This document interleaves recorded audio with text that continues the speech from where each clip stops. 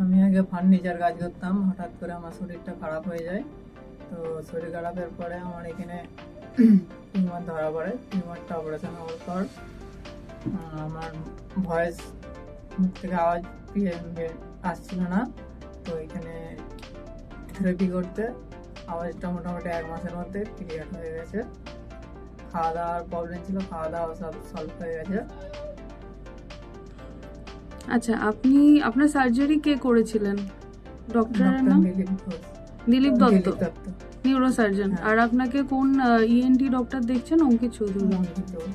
আচ্ছা, আর আপনি এখানে স্পিচের জন্য কতদিন স্পিচ চলেছে আপনার? 1 মাস। 1 মাস মতো চলেছে। ঠিক আছে, এখন আপনি ভালো আছেন তো? এখন ভালো আছি। ওকে।